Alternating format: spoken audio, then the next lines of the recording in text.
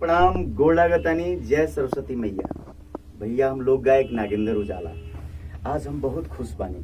फिरोरा सर सब हमरा के ढेरों आशीर्वाद प्यार दुलार दे रहल बानी। आज हमनी के मौजूद बानी जा संगीता रिकॉर्डिंग स्टूडियो मुसहरी में और हमनी के सेलिब्रेट कर रहल बानी जा। होली में हंस के बोललू ए जान दिलवा दीवाना हो गई। आज ई गाना धूम मचा रहल बा, बहुत बढ़िया रुझान आ रहल बा। रुआ सबके आशीर्वाद प्यार दुलार से 5 मिलियन प्लस व्यू हो गइल बा। हम हृदय से धन्यवाद दे रहल बानी राज भाई के। राज भाई ए वीडियो के बनौनी और अपना चैनल पर डलनी न्यू खोरठा वीडियो सीरीज पर, साथ में खुशी जी काम कैनी से हृदय धन्यवाद दे रहल बानी। सत्येंद्र जी के जे संगीत देहनी से हृदय धन्यवाद दे रहल बानी। आदरणीय गीतकार अर्जुन शर्मा जी के जे गीत के लिखनी से हृदय धन्यवाद दे रहल बानी। संगीता रिकॉर्डिंग स्टूडियो रामनिवास जी के जे गीत के रिकॉर्ड कैनी और उजाला टीम के सब सदस्य के जे काफी मेहनत कैल। राज भाई के टीम के सब सदस्य के जे काफी मेहनत कैल और जितना भी हमारे प्रमोटर बानी बड़ भैया सब जे हमरा के काफी आशीर्वाद प्यार दुलार देनी ए गीत के फैलावे में जन जन तक पहुंचावे में। और हम आभारी बानी आप सबके जौन आप सब हमरा के इतना आशीर्वाद प्यार दुलार दे रहल बानी। 50 लाख प्लस जौन बा वो पहुंच गेल बा। आज हमने के उपस्थित बानी जा। देखिए पूरा डेकोरेट भइल बाटे। देखी पोस्टर होली में हंस के बोललू ए जान और जौन बा देखी हेने का और एक और एल्बम जौन हमारा आइल बाटे चांदी के छागल, बहुत बढ़िया गीत बा। रुआ सब वीडियो एकर देखले होखे रिलीज बा न्यू खोरठा वीडियो सीरीज पर ही। जेके गीत लिखले बानी अर्जुन शर्मा जी, संगीत देले बानी सत्येंद्र जी और राज भाई के चैनल से रिलीज बा। तो ढेरों आशीर्वाद प्यार दुलार असही बनौले रहे हम लोग और हमनी के सेलिब्रेट करे जाते हैं। जा केक काटे जा रहल बनी जा। हम चाहें कि अर्जुन शर्मा जी आ जाएं। अर्जुन शर्मा जी जा। हाँ, और हम चाहें कि जितना भी टीम के सदस्य जे भी लोग भाई जा सबके जौन बा ताली बजा के और आशीर्वाद प्यार दुलार हमनी के दी ना हमनी के मिली। हां मिली। हां माने जे भी दिख रहल बा ओकरे आशीर्वाद प्यार दुलार तबे तो 5 मिलियन जे दिख रहल बा वो आशीर्वाद प्यार दुलार देत जाओ। अर्जुन शर्मा जी के हमनी के आज फेसबुक से लाइव वाली बनी जा सबे ले। हमरा मन करता कि लोगन केक काटी ओकरा साथे साथे एक बार मुंह से गा के सुनैती लोग।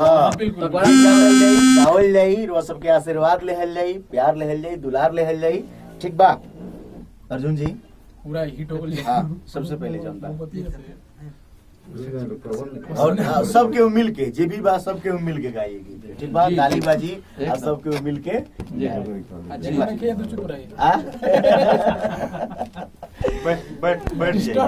बैठ के। हां फुलौना फोड़े के नहीं खे फुलौना रह दे एक बार रामनिवास जी के स्टूडियो में ऐसे ही रहे। हाँ ना ठीक है। फुलौना गुब्बारा जौन बा ना ऐसे ही रही ना तो फिर दर्शक के ज्यादा जल्दी से जल्दी प्यार मिली। 10 मिलियन हुई बस हमने केक रिजवान जी फोटो तो चाहिए फुलाना हुए रहे फुलाना या फ्रिज में रख ले जाएगा फोटो। रिजवान जी हमारे साले साहब हैं, बहुत लपलपाते हैं, बोला जाता है लेने कुछ नहीं लेते हैं। रिश्ता पर होता है आप फोटो लेते रहेंगे। नीरज जी वीडियो ले रहे हैं, ब्रिजेश बाबू वीडियो बना रहे हैं और रामनिवास जी जो है लाइव है ना जी। लाइव है सर जी। हाँ लाइव कहाँ है? अर्जुन जी का कहाँ है?